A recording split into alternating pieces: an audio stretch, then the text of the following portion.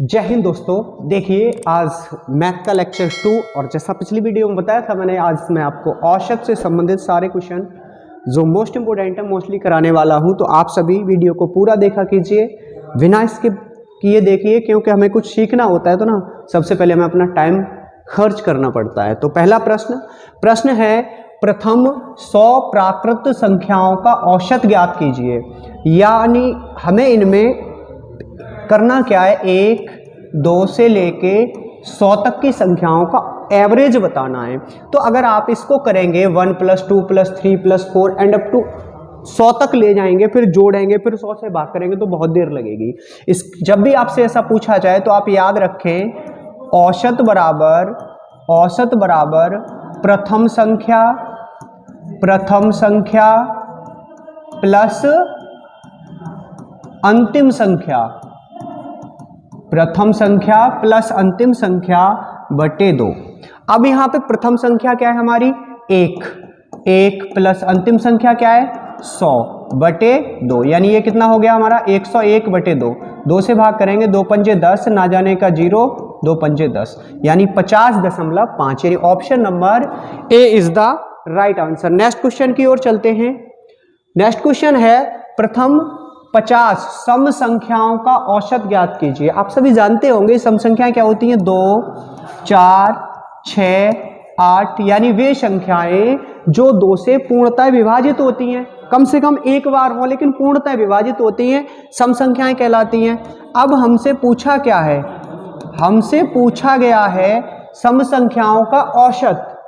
योग की बात नहीं चल रही, यहाँ औसत की बात चल रही है। अगर हम 50 संख्याओं को प्रथम 50 लिखेंगे, 1, 2, यहाँ से 50 तक लिखेंगे, फिर 50 जोड़ के 50 से भाग करेंगे, बड़ा होगा।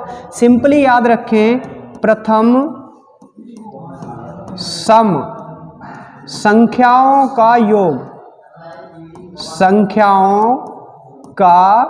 योग बराबर n + 1, बस इतना याद रखो। तो यहाँ नंबर्स कितने 50 हैं, तो n का मान कितना हो गया 50 + 1, यानी कितना हो जाएगा 51, यानी ऑप्शन नंबर इसका भी ए ही सही होगा। ये आप ध्यान रखें, सम संख्याओं के योग के लिए n + 1, n क्या होगा, जितनी संख्याओं का पूछा जाए।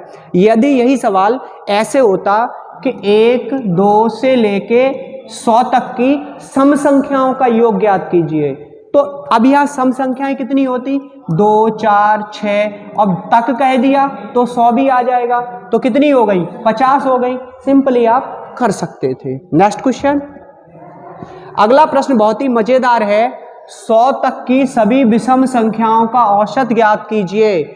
कितना होगा, 51, 50, 46 या 49। तो देखो 100 तक की सभी विषम संख्याएं, तो 100 तक सभी विषम संख्याएं कितनी होंगी, 100 तक सभी विषम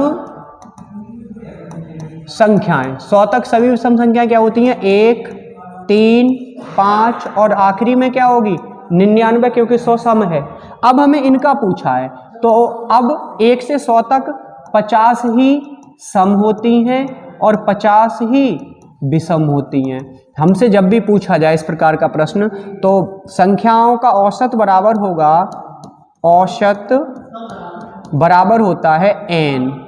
केवल विषम की बात आए तो n, और सम की बात आती है तो क्या होना चाहिए, अगर सम है, यदि सम है तो आपको याद रखना है सम के लिए केवल और केवल n + 1 याद रखना है, और विषम के लिए केवल n याद रखना है। तो विषम है तो n हो गया। अब यहाँ तक 100 तक कितनी संख्याएं विषम होंगी, 50 सम होती हैं, 50 विषम होती है, तो इसका आंसर कितना होगा 50, यानी option number B is the right answer. आप गहराई से समझिए, समय दीजिए, वीडियो आपको बहुत प्यारा लगेगा, ये मेरा आपसे पूर्ण विश्वास के साथ वादा है। अगला प्रश्न है, कुछ प्रथम लगातार विषम संख्याओं का औसत 60 है। कुछ प्रथम लगातार विषम संख्याओं का औसत 60 है, उनका योग ज्ञात करें। मतलब हमसे एवरेज दे रखा है, एवरेज क्या दिया है, एवरेज दिया है, औसत दिया है 60, है ना। अब औसत निकालते हैं तो क्या होता है, n होता है और ये संख्याओं की संख्या होती है, तो योग कैसे निकलता है? योग बराबर हो जाएगा n गुणा n, सिंपल है। तो n कितना है? 60 गुणा 60 यानी कि 3600। अब इस बात को समझ लीजिए, ऑप्शन नंबर बी सही होगा इसका, लेकिन इसको समझ लीजिए, जब मैं आपसे कहूं कि किसी एक विद्यार्थी के क्लास इंटर में नंबर आए थे, या मान लो एक डाटा था 50, 60, 70 फिर 50, अब इसका औसत निकालना है तो क्या करेंगे हम? 1 2 3 4 से इसको भाग कर देंगे, इनको जोड़ के जो आएगा वो औसत निकल आएगा। अब हम कहते हैं लगातार विषम संख्याओं का औसत आता है केवल n, यानी कि जितनी संख्याएं होंगी उतना ही उनका औसत होता है, ऐसे समझ लो। तो संख्याओं की संख्या कितनी हो गई? n। अब योग निकालेंगे, तो योग निकालने के लिए हम संख्याओं का जो औसत आया उसमें संख्याओं की गिनती से गुणा कर देंगे, तो यहाँ औसत भी n है और संख्याओं की संख्या भी n है, इसलिए हमने n से n को मल्टीप्लाई कर दिया और आराम से हमारा आंसर हमें मिल गया। नेक्स्ट क्वेश्चन की ओर चलते हैं। अगला प्रश्न है, कुछ प्रथम लगातार सम संख्याओं का औसत 101 है, उनका योग ज्ञात करें। अभी पिछला किसका था? विषम का था, ये किसका है? सम का है। फिर सुन लो, कुछ प्रथम लगातार सम संख्याओं का औसत 101 है, तो मैं मान ले रहा हूं, माना n संख्याओं का n सम संख्याओं का औसत कितना है? 101 है। और सम संख्याओं के औसत का फॉर्मूला क्या दिया था अभी आपको? सम संख्याओं का औसत क्या होता है? n + 1, और ये भी कितना दिया है? 101, यानी कि n + 1 बराबर कितना हो गया? 101। तो संख्या कितनी हो गई? n बराबर 101 - 1, यानी n बराबर हो गई 100, यानी कि हमारी 100 संख्याओं का औसत 101 है। तो हमसे पूछा क्या? उनका योग निकालने के लिए एवरेज में संख्याओं का गुणा कर दीजिए, तो क्या आएगा? योग पूछा है ना, तो योग बराबर 100 गुणा 101, यानी 2 जीरो लग जाएंगे, तो 101 पे 00। ये कौन सा ऑप्शन है वो आप देख लीजिए, ये वाला ऑप्शन है, यानी ऑप्शन नंबर सी इसका सही होगा। अगला प्रश्न की ओर चलते हैं। अगला प्रश्न है, कुछ प्रथम लगातार प्राकृत संख्याओं का औसत 20.5 है, उनका योग ज्ञात कीजिए। ये प्रश्न थोड़ा अलग हट के आया है। कुछ प्रथम लगातार प्राकृत संख्याओं का औसत 20.5 है, उनका योग ज्ञात कीजिए। तो यानी कि मान ले रहा हूं मैं, माना n प्राकृत संख्याओं का औसत कितना है? 20.5 है। अब मैंने आपको पहले ही फॉर्मूला बताया था, n प्राकृतिक संख्याओं का औसत निकालेंगे तो क्या होता है? प्रथम पद प्लस अंतिम पद बटे 2, यही था, बराबर कितना होगा? 20.5, यानी कि n + 1 बराबर, इसका इधर गुणा करेंगे तो कितना आएगा? 41.0। 20 दूनी 40 और 1 41, सिंपल ही है।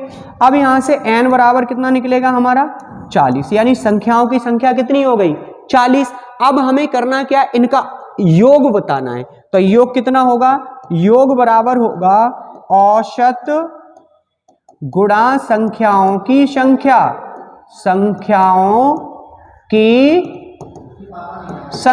ये होगा हमारे पास। तो संख्या कितनी है? 40 गुणा 20.5, 1 जीरो लग जाएगा, 4 पंचे 20, 2 4 दूनी 8, 0.1 के बाद, यानी आंसर आया हमारा 820। किसमें है? डी में, यानी option number D is the right answer. अगला प्रश्न अर्थात 7वें प्रश्न की ओर चलते हैं।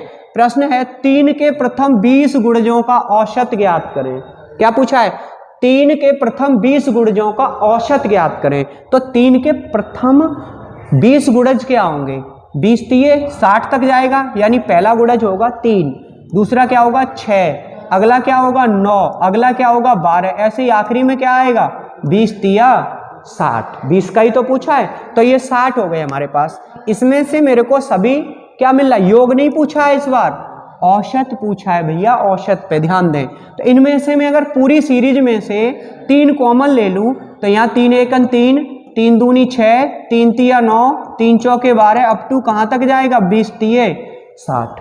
यानी कि इनका औसत निकाल लो 1 से 20 तक की का, उसको 3 से गुणा कर दीजिए, आंसर आ जाएगा। तो क्या होगा भैया 3 गुणा प्रथम पद प्लस अंतिम पद बटे 2, ये आ जाएगा। तो ये कितना हो गया 3 गुणा 21 बटे 2। इसको काटेंगे हम 2 से तो ये कटेगा 10.5 बार। अब इसको 3 गुणा 10.5 करेंगे, 3 पंचे 15, 3 एकन 3, यानी 31.5, यानी option number B is the right answer. अगले प्रश्न की ओर चलते हैं। प्रश्न ये सबसे इंपॉर्टेंट प्रश्न है जो मैंने लास्ट में लिखा है। प्रश्न है m संख्याओं का औसत n स्क्वायर है तथा n संख्याओं का औसत m स्क्वायर है, तो m प्लस n संख्याओं का औसत ज्ञात करें।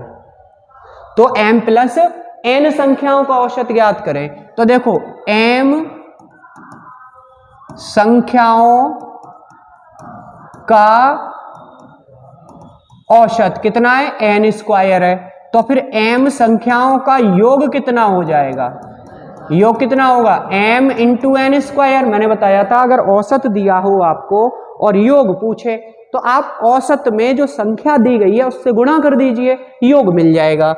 ऐसे ही इन्होंने क्या कहा है n संख्याओं का औसत, n संख्याओं का औसत कितना है m स्क्वायर है, m स्क्वायर है, तो फिर n संख्याओं का योग कितना आएगा, योग आ जाएगा n इंटू m स्क्वायर। दोनों का योग मिल गया हमें। हमसे पूछा क्या है m प्लस n संख्याओं का औसत, तो m प्लस n संख्याओं का औसत बराबर क्या होगा n संख्याओं का योग प्लस m संख्याओं का योग, यानी कि m n square plus n m square बटे संख्याओं की संख्या। इसको समझ लीजिए। औसत निकालते हैं तो क्या करते हैं सभी संख्याओं को एक एक करके लिख के जोड़ लेते हैं। तो m संख्याएं थी मेरे पास, इसका औसत n स्क्वायर है, तो योग कितना हो जाएगा m into n square. n संख्याओं का औसत m स्क्वायर है, तो n का योग कितना हो जाएगा mn स्क्वायर। अब हमसे पूछा क्या m प्लस n संख्याओं का औसत। हमने क्या किया m प्लस n संख्याओं का औसत निकालने के लिए क्या किया m संख्याओं का योग प्लस n संख्याओं का योग बटे संख्याओं की संख्या। अब ऊपर से कुछ कॉमन मिल रहा है, क्या कॉमन मिल रहा है वो देखिए, mn यहाँ भी है यहाँ भी है, तो क्या ले लिया हमने कॉमन mn। यहाँ क्या बचेगा n प्लस नीचे ये क्या बचेगा यहाँ m बटे m प्लस n। चाहे 2 प्लस 3 कर लो चाहे 3 प्लस 2 कर लो, कोई फर्क नहीं पड़ना, इससे ये कट गया। तो औसत कितना आया हमारा m इंटू n, यानी option number C is the right answer. मेरे प्यारे दो साथियों, अगर आपको ये मेरे प्रश्न और मेरे ट्रिक और ये मेरे वीडियो अगर आपको अच्छे लगते हैं तो चैनल को सब्सक्राइब करना, वीडियो को लाइक शेयर करना ना भूलिएगा। कल इसी श्रृंखला के अगले लेक्चर के साथ अगली वीडियो में मिलता हूं, तब तक के लिए जय हिंद।